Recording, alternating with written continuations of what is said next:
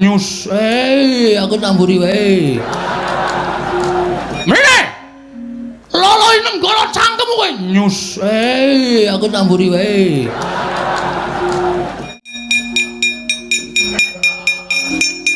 Wedi, rasah wedi ra. Rupane medeni tenan itu, Tru. Udus. Ora apa-apa mripatmu iki cokan tanganmu iki tutu rasa tok nutupi mata. Deloken to. Lho. Us. Raine lho, Tru. Ora ini medeni kowe ro deke. Udus. Heeh, wangi lho. Wah. Kon ngilu ya gelem ngono lho, goblok banget. Sapa wi? Ayo Ponokawan. Kowe gelem manut karo Wadyabala Traju Tresna apa ora? Ora gelem manut mungsuhmu dudu sapa-sapa. Nanging mungsuhmu aku Adipati Ayagriwa. Aku buta sak perbata siwineming kowe. Oh, ladalah pira? Kowe ora jam-jaman njaluk mati tak potang-potang awakmu kelakon penjangkamu. Mangkiriyen rasah mangkiriyen. Kula tak rembug perkara iki ora sah rembug-rembugan ora gaglak. Ah, mlayu kong. Rono buta gedhe rene ketemu sing tunggu Ndarawati kadange Werda. Ki mesti engko. Bagong, Petro. Kowe gawe rame negara Ndarawati anggap apa? Kowe derajateng Ponokawan gawe geger negara Ndarawati. Mrene. Lolo inem golo cangkemmu kowe. Nyus, aku tamburi wae. Muni ngono tenan po? Biasane ngono kuwi. Dadi lolo ya cangkemmu. Nyun ngapunten sinuwun.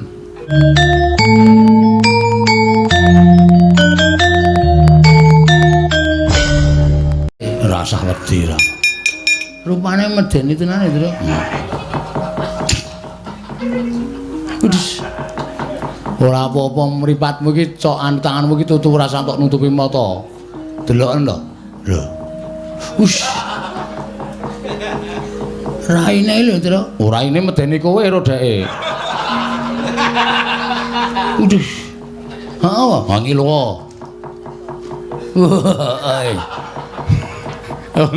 Kon ngilu ya gelem ngono lho, goblok banget. Sapa wi? Ayo Ponokawan. Kowe gelem manut karo Wadyabala Traju Tresna apa ora? Ora gelem manut mungsuhmu dudu sapa-sapa. Nanging mungsuhmu aku Adipati Ayagriwa. Aku buta sak perbata siwineming kowe. Oh, ladalah pira? Kowe ora jam-jaman njaluk mati tak potang-potang awakmu kelakon penjangkamu. Mangkiriyen rasah mangkiriyen. Kula tak rembug perkara iki ora sah rembug-rembugan ora gaglak. Ah, mlayu kong. Rono ketemu buta gedhe rene ketemu sing tunggu Ndarawati kadange Werda. Ki mesti engko. Bagong, Petro. Kowe gawe rame negara Ndarawati anggap apa? Kowe derajateng Ponokawan gawe geger negara Ndarawati. Mrene. Lolo inem golo cangkemmu kowe. Nyus, aku tamburi wae.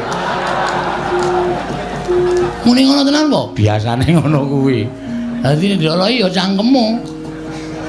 Tak takonane alon-alon ndak duka. Heeh. Nyun ngapunten sinuwun. Jumeneng wonten ing mriki aku ndelok Leda Perang. Nggih. Tata-tata luka. Petro. Nun. Melayu kowe.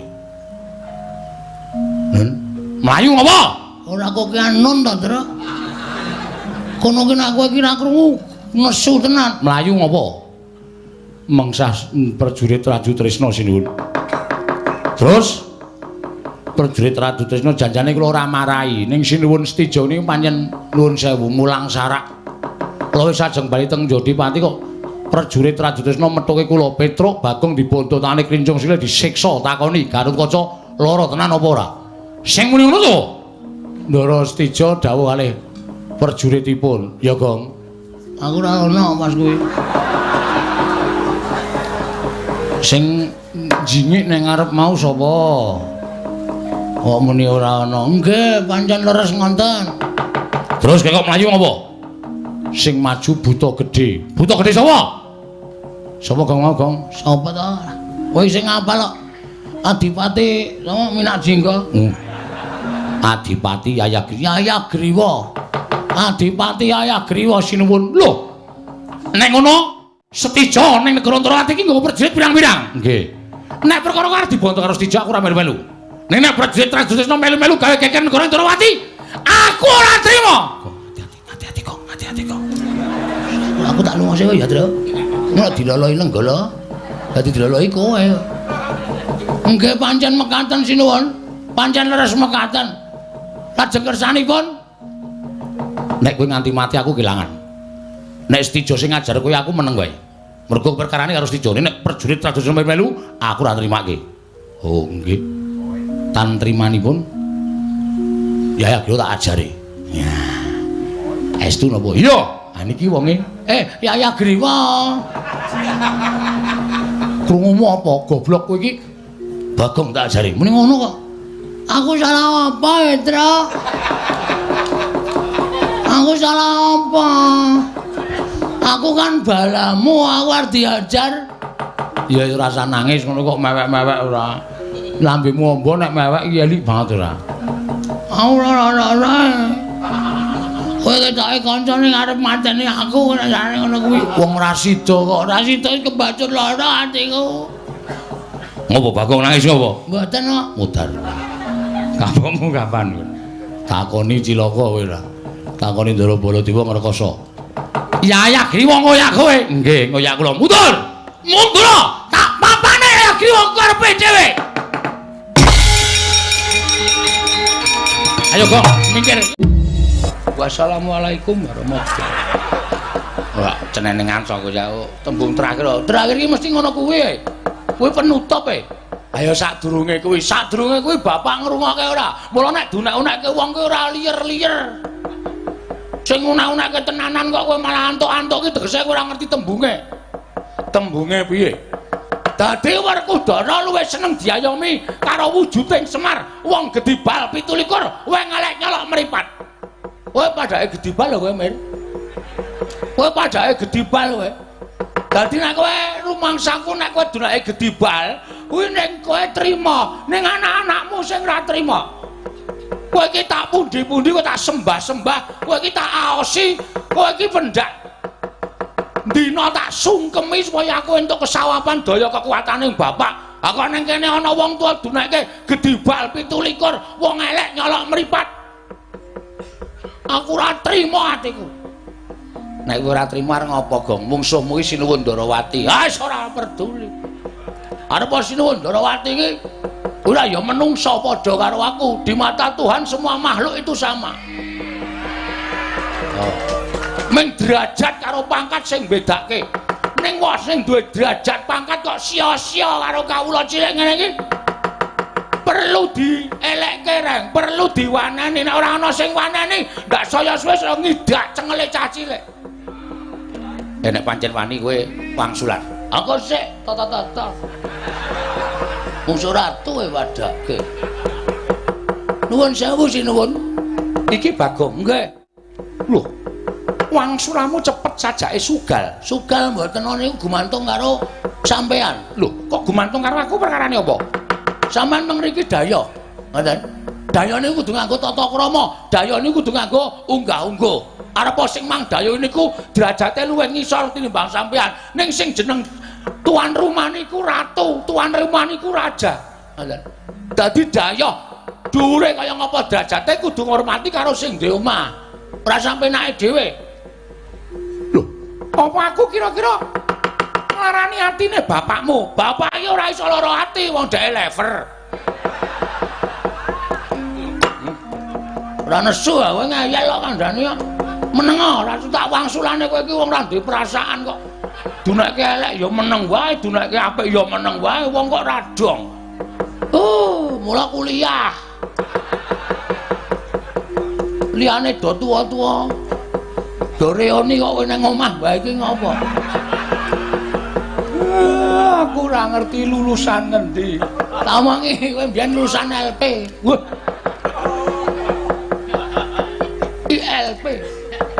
ILP denggulmu. Ngoten. Dadi nek sampean gendasi karo Semar kula ora trima. Tembungku sing marai ora trima nggo endi? Terakhir. Sampeyan muni napa kali Semar? Hah? Sampeyan nopo pripun? Sampeyan ngunekke napa karo Semar? Werkudara dadi kowe seneng diayomi Semar gedibal 17. Lah iki teng mriki niki lho. Wong Jawa niku nek ora gelem dijiwit aja sok jiwit. Wong Jawa niku nek ora gelem ditabok aja sok nabok. Wong niku nek kepengin dibasani basanana, nek kepengin ditata kramani ya tata krama. Niku salokaning wong Jawa. Ning sampean ora, kula jane ora arep melu masalah niki. Ning gandeng sampean wis ngunekke Semar gedibal 17 wong ala nyolok mripat. Kula ora trima. Weh lah dalah. Lah kok dadi Kresna diwaneni karo Bagong. Nek kowe ora trima kowe arep apa? Manut. Wah, Bagong yo iki gawe masalah terus iki wingi ora. Manut arep ngejak piye? Arep ngejak apa? Kula ora trima Semar dunake kaya ngoten. Perkara sampean boyong para Pandhawa mang boyong. Niku masalah sampean karo para Pandhawa. Nek sampean ngunek-unekke Semar niki salin perkara. Perkarane Bagong karo Kresna. Lho. Ngopo kae mburi lho. Ngopo kowe lho ha? Bagong ora milek mripatmu. Neng kene nata Mandura Prabu Baladewa. Duwe ana Baladewa njo ngopo? Aku wedi kok. Tak kira nek muni ha ora kok ha. Kula wedi kok mboten kula niku wonge dilalah lho Mas. Nuwun sewu. Kula niku wonge dilalah niku ora tau wedi karo sapa-sapa. Nek kula bener lho. Nek kula bener, kula niku wonge ora tau wedi karo sapa-sapa. Aja kok jamak lumrahe menungso. Dewa medhun kowe kula ora wedi. Omonganmu iki bahaya lho, Gong. Aku ya tratapan iki, Mas. Awak dadi makclup ngono mau to iki. Nek dewa medhun tenan piye, Tru? Ambuh. Ono omong ngawur kok senengane. Kula niku aja kok menungso tak wedenono. Demit. Kula ora wedi. Prasida Dewa, ora engko nek Bathara Rada teko. Berkencang karo daya njabut aku cilaka aku. Nah iya kowe aneh-aneh senengane. Ora bakal wedi, Raden. Ora bakal kula wedi. Lah terus yen kowe ora trima bapakmu tak unek kaya ngono kowe arep ngopo? Ngene wae, saiki sisan gawe lah. Aku wis males mikir ada-ada. Ngene wae.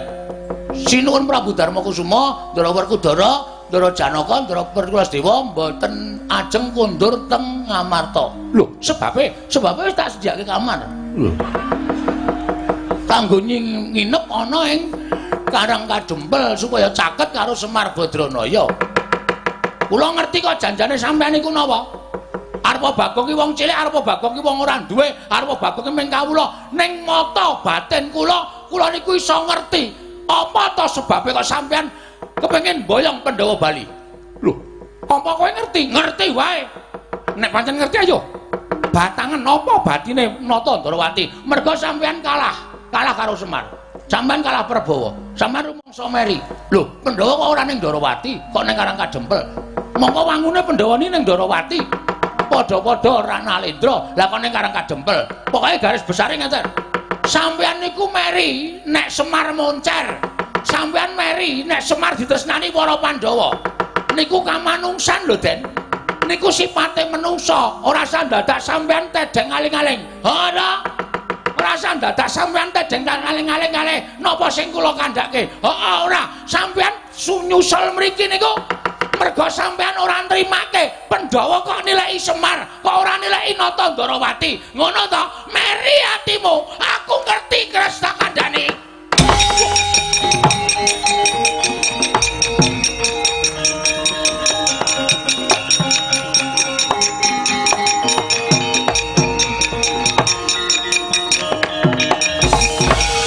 Jagat paisane ngubut ora wayah Bathara jagat wae lah dalah. Urut dibatang atiku dening Bagong. Modal ora kowe. Aku kulino sulapan kok.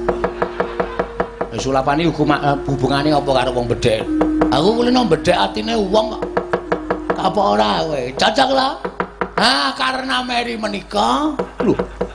Karena iki waduh, terujut ya aku. Kulino nganu, kulino pintas ning Betawi. Gayamu. Merga sampeyan niku nuwun sewu, meri kalih Semar terus nyusul mriki. Dinggo kekuatan nggawa Ndara Baladewa.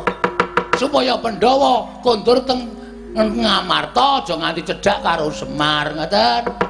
Jane ati sampeyan niku biyen wis meri karo Semar, ketoke rukun, ning jane ndem-ndeman. Nek Pandhawa cedhak karo sinten Semar, niku sampeyan ora dikeparengake sarta ora ikhlas. Nek Pandhawa cedhak karo Semar, sampeyan semelang. Nek napa sing pun sampeyan tetepi minangka kewajiban dadi suwing para Pandhawa niku tetel merga Pandhawa luwih percaya karo Semar Badranaya. Ngoten mboten? Cocok mboten? Kebedhek sampeyan mungsuh Bagong, ora satok simpen, nggih mboten? Terus sampeyan ngejak bali para Pandhawa supaya ora cedhak karo Semar. Ngonten niku kula ngerti kok, Den. Kula ngertos, Ndara. Wah, parah paring dagelan. Sekane baune lesanan.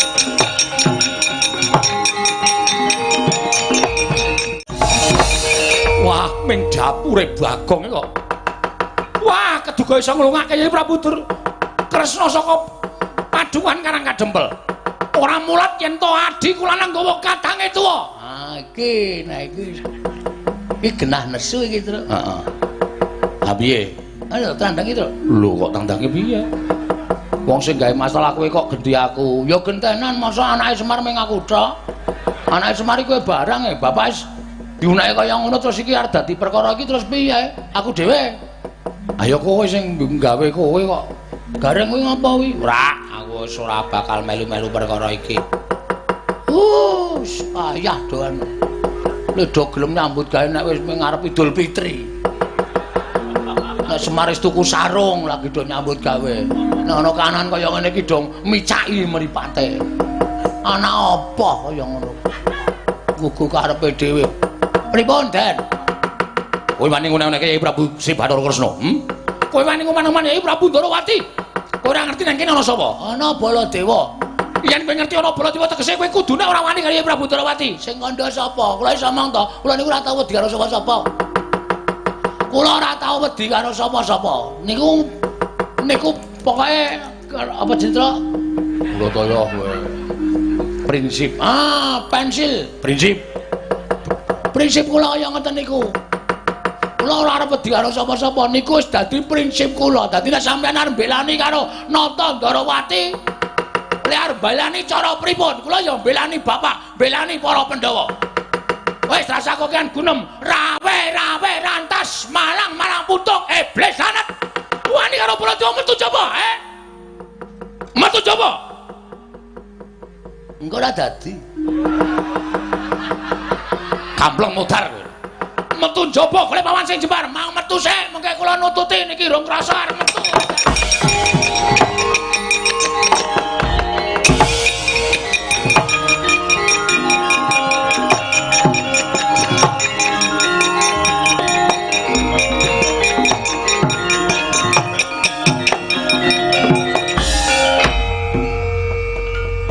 Nek wis dadi geger kaya ngene iki terus piye masalah?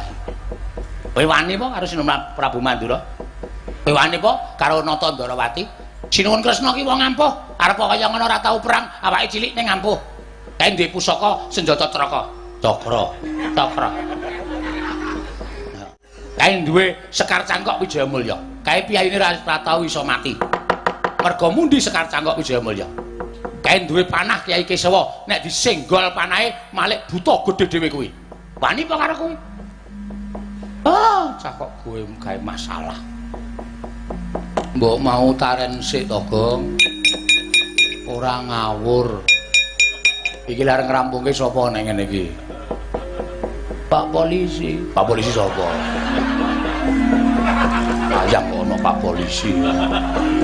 Iki kan negara hukum ya negara hukum nek njur ngrasake Pak Polisi wis sibuk. Dalane macet. Wis dipasrahi ngon ngurusi kaya ngono barang ora. Petruk nala gareng kowe aja nyalahke Bagong. Lah pripun, Pak?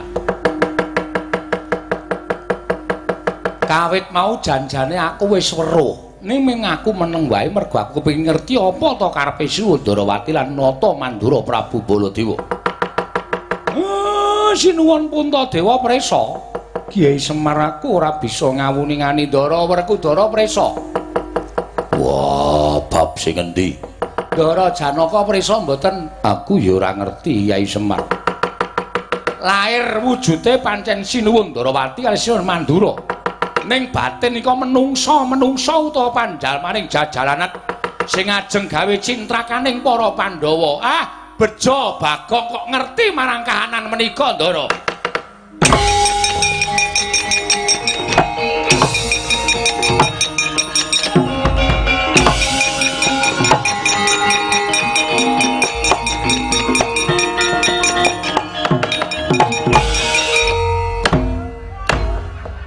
Do melek ora mripate. Nek ora ana aku karang kajempel banjir getih. Kowe mripat ki yo wulangane Bapak Semar, ta Pak? Bapak Semar tau mulang karo anak-anake. Netra kuwi ora menggo ngematke kanthi lair tok. Ning permana janggel jati. Kuwi ya digunakake ya Pak ya. Permana jati kuwi ateges mata batin. Anggonamu mata menungsa kok mata iwak. Mata iwak matamu kuwi ora. Kok mlirik terus kira. Dorang. Nek ora ana iki Pandhawa wis sirna marga mlayu. Marga layu. Padake ora. Ya Pak ya. Ora kaya Bagong. Pancen bocah wani dhewe karo wong tuwa. Ning kowe iki pancen wasis dhewe. Aku seneng nek karo kowe. Aku seneng nek karo bapak. Kok genti ngeplak ora? Plak ora. Syukur aku gumbira. Aku seneng. Wah, dadi kae mau pandhalmaning mungsuh to, Pak? Iya. Titikane ana. Titikane apa? Titikane apa, Kyai Semar? Sinuwun Darawati kuwi siji. Nek tindak adoh, mesti ngambah dirgantara. Mabur. Monggo iki mau tak sawang saka kadohan kekuwataning mripatku wis weruh saka adoh kono lah kok padha tindak. Ora ngambah dirgantara, ora mudhun saka dirgantara. Ndahan pesawat paling Pak, ora. Sinuwun Darawati iki iso mabur dhewe. Angka loro ana sing ora diderekke utawa ana sing ora nderekke. Sing ora nderekke? Ndaramu Kresna kuwi nek tindak mesti bareng karo sapa? Ayo, pancen kowe wong sing pinter nek tindak karo sapa? Karo Lesmana. Ngawur. Sampeyan anu Senopati Ndarawati sapa? Setyaki. Karo Raden Setyaki. Kuwi ya ora ketok. Mula aku banjur sajake kok tida-tida bareng tak pandeng nganggo permana jati wae. Sandangane Kresna ning jerone udu. Waduh, imitasi. Iya. Wong saiki nek ora ngati-ati oke barang ngono iki lho, Pak. Iya, bener. Mula ndaramu kae awat-awatana. Engko nek kira-kira ndaramu Ndara Werkudara Janaka kae ora kuwagang nandingi ndaramu Kresna karo Ndara Baladewa. Kowe mlayu matura karo aku.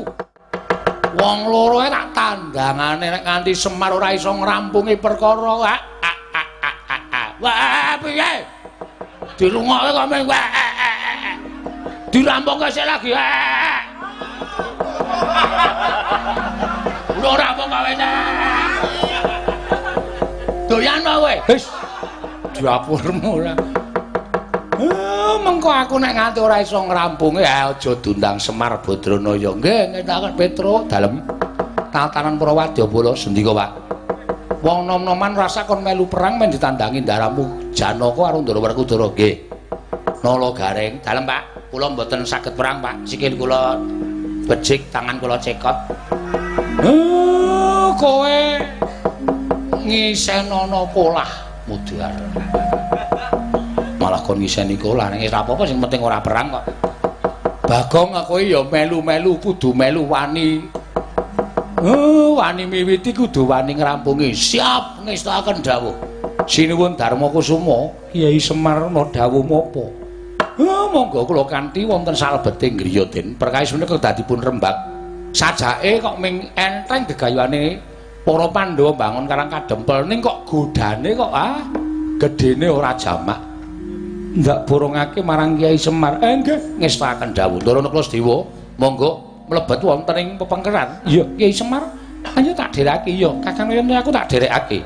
Petro, Nun. Dawono marang pengrawit Karang Kadempel.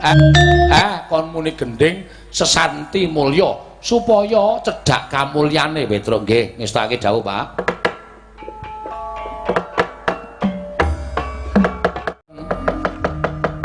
Lamun mangsa prawira digdaya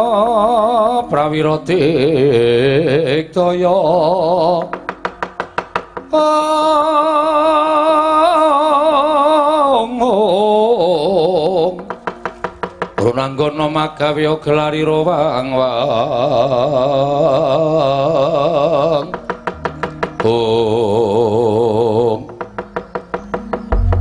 Werkudara. Wah iya. Pasang yuk katujing enu. Dene Sirayayi merpeke lawan pun Kakang, malah sak gedhagan iki Siadi meneka dadi wakile Kyai Prabu Darma Kusuma. Dimas, ayo tak kanthi bali marang Ngamarta. Ninggal Karang Kadempel. Ora ana batine yen to Siadi mbantu karo Semar Badranaya. Uripe Semar ya wis ming dadi batur ketibal 17. Urip Semar ming dadi Panakawan. Ora usah dadak Siadi ngetok-ngetokke marang kabijaksananing para Pandhawa sarana mbantu marang Semar. Ora perlu luwih becik Siadi netepi marang kewajiban kaprajan negara Ngamarta. Baladewa kakangku, piye? Wektu dina iki yen kowe dawuh karo aku tok kanthi bali ning Ngamarta. Sing gedhe pangapuramu aku ra nderek karo dawuhing Baladewa kakangku. Lho. Merga sapungkurmu Semar paring dawuh karo aku. Bener yen to Bagong wani karo Kresna kakangku. Ora usah dadak mbok tutup-tutupi kowe duwe niat apa karo para Pandhawa. Kowe duwe niat apa marang para Pandhawa. Teka Semar paring dawuh kaya mengkono. Lho, Werkudara, apa? Aku ora duwe niat karo kowe. Aku ora duwe niat ora becik kelawan Werkudara. Pun Kakang kuwi malah elek karo Dimas Werkudara lan sak kadang-kadang supaya eling marang kewajibaning kasatriyan. Ayo, tak kanthi bali marang negara Ngamarta. Aku ora duwe niat apa-apa. Ora usah dadak mbok delekke, aja mbok singitake. Kawit biyen tekan saiki Semar ora tau goroh karo para Pandhawa. Mulyan kowe bakal duwe niat ora prayoga karo Pandhawa kage kowe blok-bloko. Yen kabeh pancen kanggo kabutuhaning negara Mandura. Werkudara ikhlas. Nah yen kabeh ora kanggo kebutuhaning praja Mandura. Kowe gawe cintrakaning para Pandhawa tak anggap yen to Baladewa kakangku wis gedhing karo para Pandhawa. Lho. Walah dalah. Wis mendem marang ucaping Semar Badranaya. Yen ngono kowe pilih karo Semar tinimbane kowe gugu karo kadang Munata Mantra Prabu Baladewa. Kowe gelem bali apa ora? Aku ora gelem bali nang negara Ngamarta. Ora gelem bali. Aja kelakon dosaku gunake cara-cara supaya kadangku Pandhawa bali marang negara Ngamarta.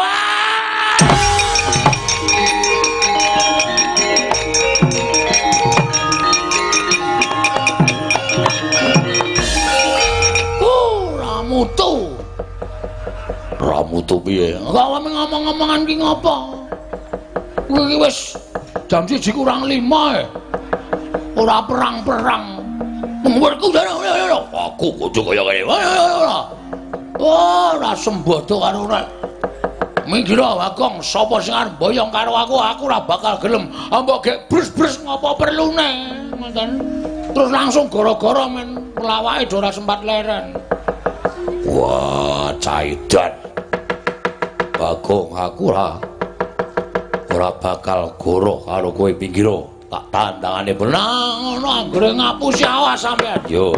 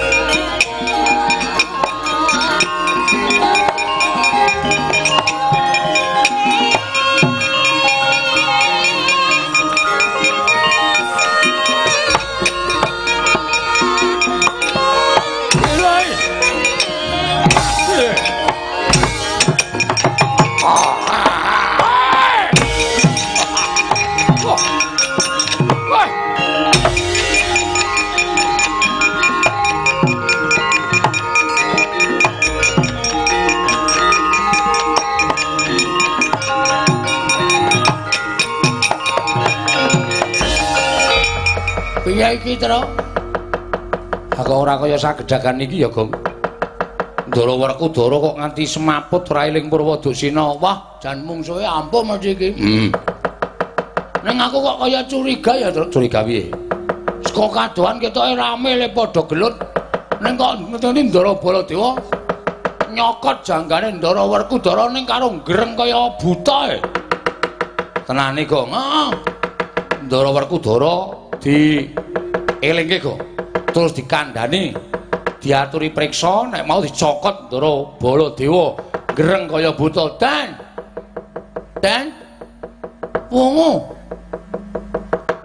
dan sampeyan iku satriya Digdaya sekti kalintang jayaning perang kok meng sacokotan kaya ngoten kok sampeyan kok semaput niku terus Digdayane nggo nendi kula tak takon wungu Ndara wungu. Wah, aja mlayu.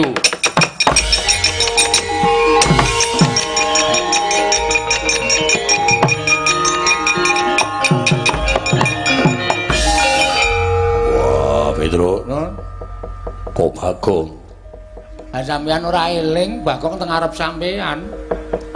Sampeyan tangi gregah dikira Baladewa gecek sirahe. Bang. Duh, ndase kok dekok kaya ngono ya. Wah, niki paling mboten iki. Luka dalam. Wah, ben ana wong perang kok ngisru-isrui. Nggih, nggih pun mati nggih ajeng napa jeneng perang anane ming mukti karo mati kok. Lah iya. Lah nggih. Pun mengke tak matur Semar, Bagong dianggep minangka dadi pahlawan. Wah, iya. Nggih, pun. Mati teng pabaratan. Iya, Pedro nggih. Kowe ora sedih. Oh, mboten. Kowe ora susah. Mboten. Lha niku wonten incengane kok. Incengane apa? Bojone Bagong ora sok SMS kula. Wah, apa iya nggih. Kula jane ora arep nanduki ning suwe kok anggarane kok miskol. Suwe-suwe nggih kula tanduki. Wis tau ketemu. Ampun pisan. Jajan bakso kalih kula. Curhat tentang Bagong, wong ora tau gelem nyambut gawe. Terus kula kei ide. Wah, iya nggih. Pisan ketemu. Pisan mbok Pindu. Nendi? Sing kedua jajan soto, ya curhat meleh tentang Bagong. Pindu ping 3. Ping 6 apa ya kula ketemu. Wah, malah ping akeh. Nang nggon bakso sik bakul nggo endi ya, Tru? Oh, aku tangi, Gong, tangi. Sirahe dekoki, sirah dekok enak, kok enak. Krungu tembung kaya ngono kuwi bali mendosol meneh sirah kowe. Ha iya. Wong mati kok urip meneh ora apa-apa. Tak titeni kowe pokoke. Ngono to kelakuanmu, Tru. Ora mung tak nggo mancing kowe ben urip kok le, ben urip ora. Lho, nun, pinggiro Baladewa jangkai saka kene iki ngatos.